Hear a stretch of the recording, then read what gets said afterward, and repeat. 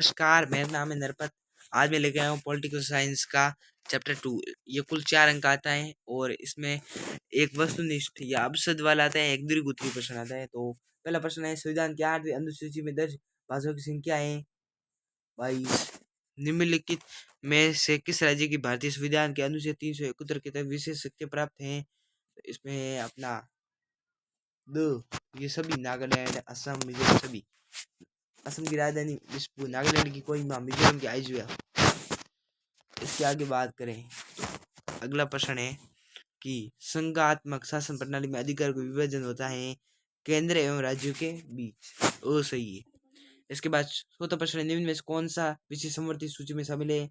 इसका आंसर शिक्षा। तो नगर निगम के अध्यक्ष कौन मतलब कहा जाता है? मेयर, नगर निगम के। उसके बाद नगर परिषद के प्रमुख होता है, उसको क्या कहा जाता है? सभापति। छठा प्रश्न है, शासन की किस व्यवस्था में सरकार दो या दो से अधिक स्तरों वाली होती है? तो इसका आंसर है संघीय व्यवस्था। और सातवां प्रश्न है, निम्नलिखित में से किस राज्य का गठन किस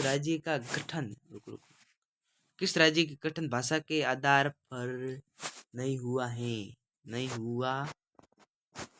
तो इसका आंसर है उपयुक्त सभी, नागालैंड, उत्तराखंड, झारखंड। भाषा के आधार पर इन तीनों का नहीं हुआ है। और भाषा के आधार पर तो गुजरात का हुआ है, महाराष्ट्र का हुआ है। ये दो राज्य हिंट दे दिया है। आठवां प्रश्न है, निम्न में से कौन सा संघीय राज्य नहीं है? तो इसका आंसर दिल्ली संघीय राज्य नहीं है। ये तो राजधानी भी है और ये तो केंद्र शासित प्रदेश है। नंबर प्रश्न है, संविधान में और विभिन्न स्तर की सरकारों के अधिकारों की व्याख्या करने का अधिकार किसके पास होता है? न्यायालय के पास। 7 आकर संघ बनाने का उदाहरण है कौन सा देश है? 7 आकर। तो इसका आंसर है संयुक्त राज्य अमेरिका, यूएसए। ब आंसर, निम्न में से कौन सा राज्य 7 रहकर संघ उदाहरण है नहीं है? तो स्विट्जरलैंड। 12 प्रश्न है, केंद्र एवं राज्य के मध्य विधि को कितने हिस्सों में बांटा जाता है? तो 3। निम्न में से कौन सा विषय समवर्ती सूची का नहीं है? सिंचाई। संघवाद क्या है? अब थोड़ा बड़ा प्रश्न है, दीर्घ उत्तरीय प्रश्न। तो ये प्रश्न बोल रहा है संघवाद क्या है? भारत में संघवाद के स्वरूप कैसा बताइए, ये पूछ रहे हैं। तो अभी शुरू करते हैं। संघवाद ऐसी है, तो संघवाद शासन की वो प्रणाली जिसमें सत्ता का विभाजन केंद्रीय प्राधिकार और सरकार की अंगीभूत इकाइयों के मध्य होता है। भारत में संघवाद का स्वरूप पहला है राज्यों का संघ। भारत में अपनी आंतरिक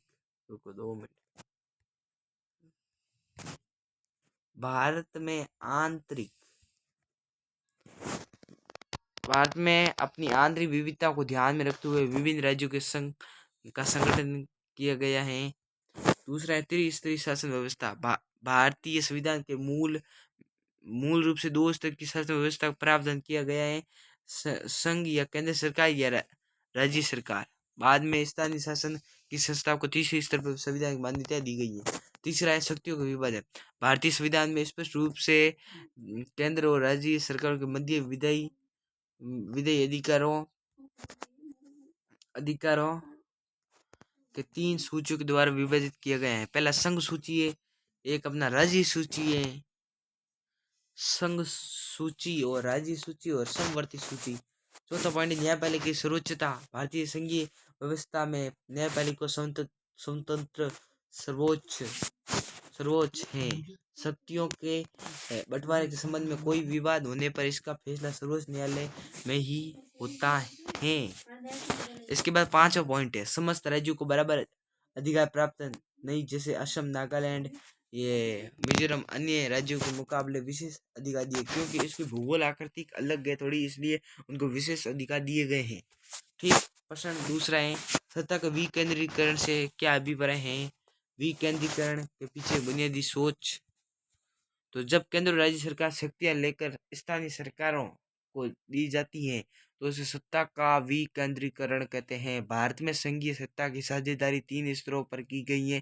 पहले केंद्रीय राज्य स्तर, तीसरी स्थानीय स्तर। सत्ता के विकेंद्रीकरण में प्रथम 2 स्तरों के केंद्रीय स्तर पर राज्य स्तर से शक्तियां लेकर स्थानीय सरकार को प्रदान की जाती है। भारत में स्थानीय सरकार को सन 1992 में संविधान संशोधन के माध्यम से अधिक शक्तिशाली बनाया गया है।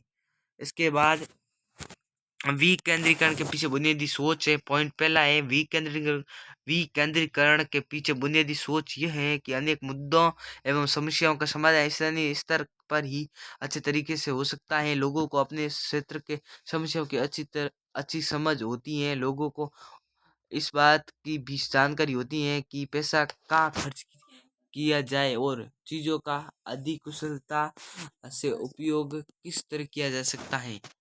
उसके बाद दूसरा पॉइंट बात करें तो दूसरा पॉइंट बोल रहा है स्थानीय स्तर पर लोगों का नीतिगत फैसलों में सीधे भागीदार बनना भी संभव हो जाता है। इससे लोकतांत्रिक भागीदारी की आदत बढ़ती है। स्थानीय सरकार की स्थापना स्वशासन की लोकतांत्रिक सिद्धांत को वास्तविक बनाने का सबसे अच्छा तरीका है। इसके बाद तीसरा प्रश्न आप देख लेना, स्क्रीनशॉट लेके कर लेना, ठीक, स्क्रीनशॉट ले लेना एकात्मक वाला। इसके बाद संघवाद ने जाति समस्या को सुलझाने बेल्जियम की सहायता किस प्रकार की, ये ले लेना स्क्रीनशॉट। 5 ऑप्शन ये देख लेना। संघ सूची में कौन से आते हैं? संघ सूची में ये आते हैं रक्षा, विदेश, बैंकिंग, संचार। राज्य सूची में ये आते हैं पुलिस, व्यापार, वाणिज्य, कृषि। समवर्ती में ये आते हैं शिक्षा, वंश, मजदूर संघ, विवाह। छठा प्रश्न भी आप स्क्रीनशॉट ले लेना, ठीक।